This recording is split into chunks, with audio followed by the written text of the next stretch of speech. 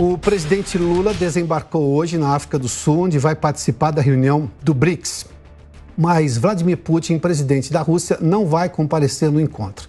Isso porque existe o risco dele ser preso pelo Tribunal Penal Internacional.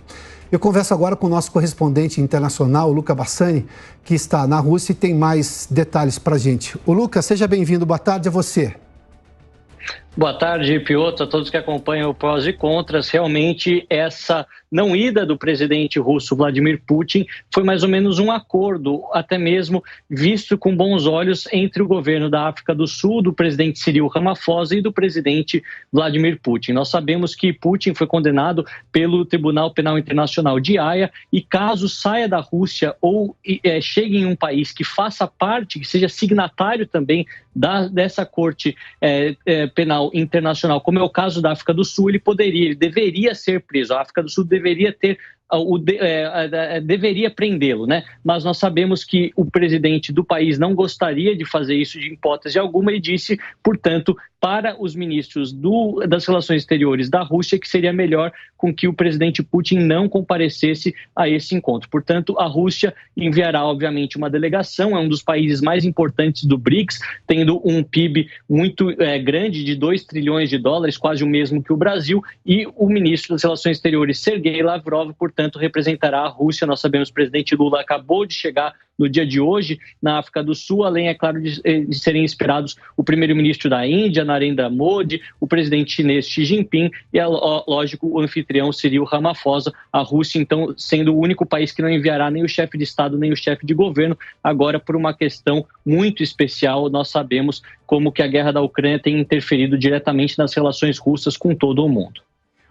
Lucas, só para a gente trazer um pouco mais de uma lembrança desse caso, não chegou a ver a possibilidade de a África do Sul oferecer um salvo-conduto para que Vladimir Putin comparecesse a essa reunião do BRICS? Isso não avançou por uma questão de tratado, do qual, por exemplo, a África do Sul faz parte de tratados internacionais. O país tem obrigação, obviamente, por mais que ele tenha soberania, e todo país tem a sua própria soberania, mas quando você não segue um tratado, obviamente você tem, no mínimo, uma punição diplomática. Houve algum tratado que a África do Sul faz parte hoje que impediu esse salvo-conduto? Porque eu me lembro que o líder sul-africano chegou a mencionar isso tempos atrás.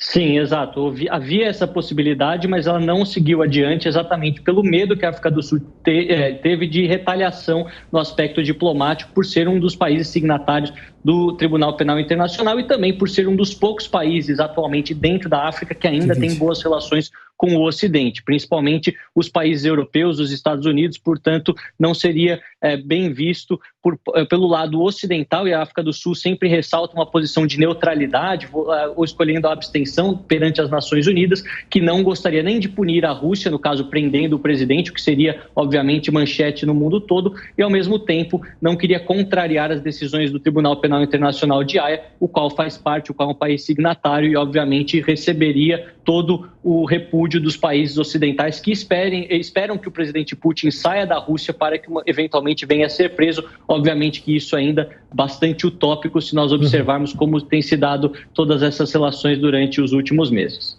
Agora, Luca, rapidamente, o Lavrov, que é o ministro de Relações Exteriores russo, é quem vai representar Vladimir Putin. Ele não economiza no que tem a dizer. Que tipo de mensagem a gente pode esperar do Lavrov diante de toda essa situação? Não apenas relacionada ao BRICS, porque isso é muito mais uma discussão econômica, de divisão, de possibilidade de entrar novos países, enfim, uma discussão ali de quem faz parte, quem fundou o BRICS. Mas, sobretudo, nessa questão dele ter que, digamos, obrigatoriamente representar Vladimir Putin diante dessa possibilidade de, digamos, reprimendas diplomáticas à África do Sul pelo resto do planeta.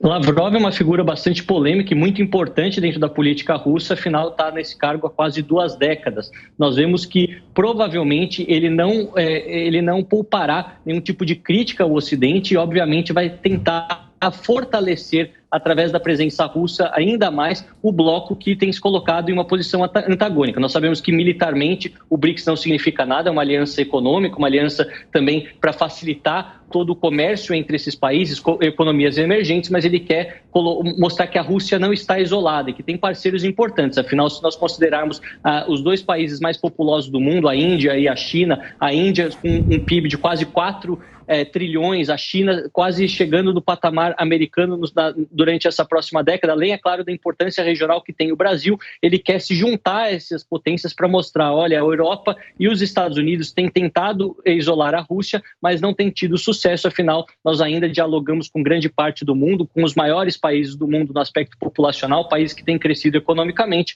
e, portanto, deixar bastante claro que a Rússia, apesar de ter recebido essas fortes sanções, ainda não morreu, ainda não acabou e está disposta a continuar ampliando as suas alianças. Vamos ver até quando.